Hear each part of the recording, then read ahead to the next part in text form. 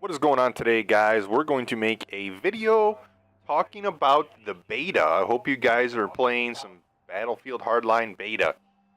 There's a couple things I want to go over that I think are good, that I enjoy, and things that are bad, and I hope maybe change before the game actually comes out. I understand this is the beta, therefore some of the stuff might not be in the game, and this beta is probably very trimmed down. Beta is mainly used to test their servers. So let's get started with let's go with squad join. Now, if you go into squad, this is very similar to Battlefield 4, where you would have this is how you invited your friends.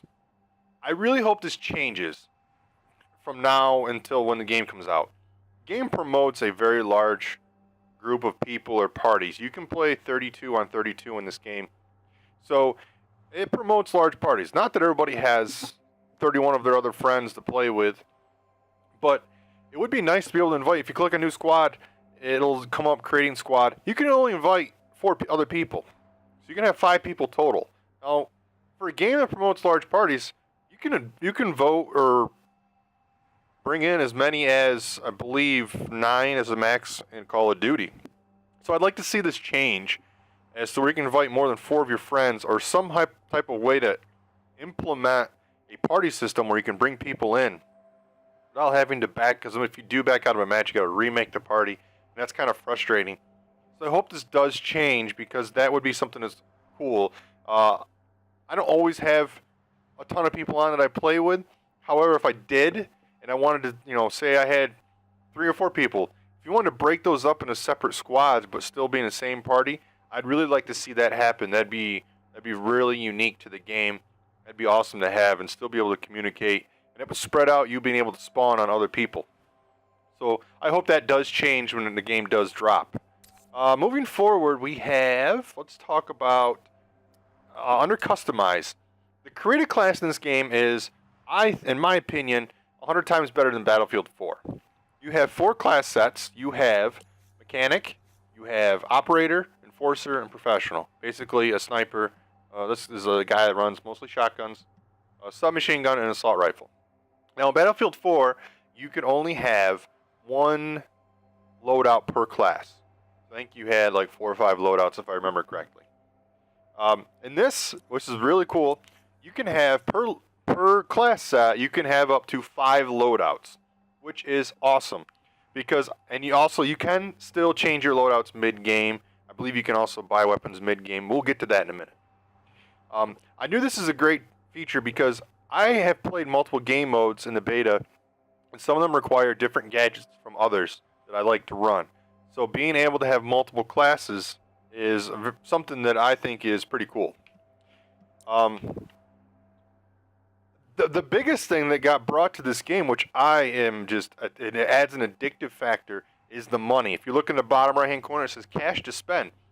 And this is what you use to buy pretty much everything in the game. And this, I think, will keep Hardline very addictive as far as almost like the ranking up system in Call of Duty. I mean, yeah, it's fun to rank up in this, but I think it's going to be very, between friends, like, hey, how much money do you have compared to how much money your friend has? And it's cool to see that money go up mid-game. Like, it's constant. You get money for, teammates spawn on you, capping points, getting kills, assist. Anything you do that is productive in-game, spotting people, that will get you cash. And that is something I think is very, very cool and enjoyable to watch in-game. One of the things I want to talk about that is very different in this game is, I think it was in previous Battlefields, but I don't think it was in Battlefield 4. Don't roast me if I don't know if I'm wrong. The guns in this game. Now, as you can see on my screen, you can cycle through the different, guns, thieves, bangers, SWAT, undercover. Basically, it is cops, robbers. As you can see, I got SWAT up, which would be a cop class. I purchased a UMP-45 for my liking. Now, I like this gun. However, if I'm a robber, I cannot use this gun. This only can be used for any class that I am a cop. However, there's a catch. As you can see down here, there's a thing called weapon license. This is something unique that added to the game. Some people might be discouraged, like, oh, I want to use that, but I can't because I'm a cop, or vice versa. If you look at the bottom below this, it says unlock criteria, 113 of 300 kills. Now, if I get 300 kills with this weapon, under the description at the bottom, it says this allows you to equip this weapon on either side, regardless of faction, which is pretty cool. It'll make you grind to get the guns to where you want them. If you really like the gun that much and you want to use it, irregardless of what faction you're on, you're gonna grind this gun and get to 300 kills. So that is something cool to add to this game. The customization's a little better. They have outfits. There's a lot of cool camos. I went through these. I'm like, wow, some pretty cool camos that they got in here. Actually got a couple that are really expensive. If you want to save your money and spend $500,000 on camo, be my guest. That is awesome. You've saved a lot of money. I know what it's like to get quite a bit of money. I've played this game probably 8 or 9 hours total, and I had at one time saved $185,000. I blew a bunch of it last night. I think total I've earned close to $250,000 or so. A couple of things I want to talk about is there are patches. I think under progression and maybe assignments right here. If you want to assignments, I'm not sure what the top rank was for the last Battlefield, but it looks like this one might be 150. There's a patch here to be 150. So I think that might be the level out. Now, I didn't play a ton of Battlefield 4. I played quite a bit with my buddy Jesus, and it was a bit fun. I think I might have reached level somewhere between 35 and 40. Not quite sure. But I've already in the beta got to level 32. I'm enjoying this game.